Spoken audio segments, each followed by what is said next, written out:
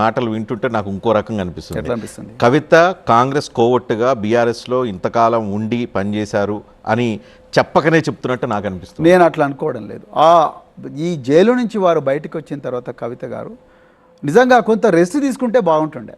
Rest తీసుకున్నారు, దాదాపు 2 నెలలు 3 నెలలు రెస్ట్ తీసుకున్నట్టు సరిపోదు. తర్వాత నాకు సరిపోదు, నేను మీరు అంటున్నట్టుగా బహుజనవాదం, బహుజనుల కోసం, వాళ్ళకి 42% రిజర్వేషన్ కోసం నేను రోడ్డు మీదకి వస్తాను అని చెప్పి బీఆర్ఎస్ పార్టీతో ఈరోజు మేము అందరం కూడా అదే పని చేస్తున్నాం. రజనీ గారు, నేనైనా, శ్రీనివాస్ గౌడ్ అయినా, పద్మరావు అయినా, మధుసూనాచార్య అయినా, లేకపోతే ఇంకా కేటీఆర్ గారైనా, హరీష్ రావు గారైనా, మేము అందరం కూడా పొద్దున్న లేచినప్పటి నుంచి ఈ బహుజన వాదం కోసమే, ఈ బహుజనుల కోసమే కొట్లాడుతున్నాం. కవిత ఇప్పుడు ఆమె రోజు బీఆర్ఎస్లో గత 9.5 సంవత్సరాల కాలంలో జరిగిన అనేక అవినీతి పనులు, వాటన్నిటినీ రోజు ఏదో రూపంలో బయటపెడుతూ ఉన్నారు.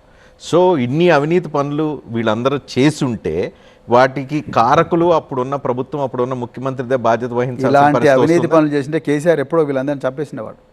నిజంగా చెప్తున్నా, చాలా కేసీఆర్ గారు చాలా మండలు అండి. అంటే నేను ఆఫీసర్గా చూసినా కాబట్టి చెప్తున్నా. కేసీఆర్ గారు ఎవరైనా మేము నిజంగా డబ్బులు తినుంటే, మేము నిజంగా 100 కోట్లు 1000 కోట్లు తినుంటుంటే ఈరోజు ఇక్కడ ఉండేవాళ్ళం కాదు, మేము జైళ్ళలో ఉండేవాళ్ళం.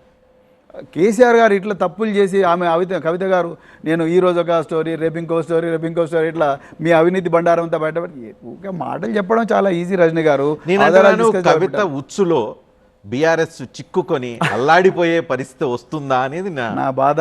డౌట్. కాంగ్రెస్ బీజేపీల ఉచ్చులో కవిత గారు పడకుండా ఉండాలని ఇప్పటికి కూడా నేను కోరుకుంటున్నాను. వాళ్ళు మళ్ళీ బీఆర్ఎస్కు రావాలని కోరుకుంటున్నాను.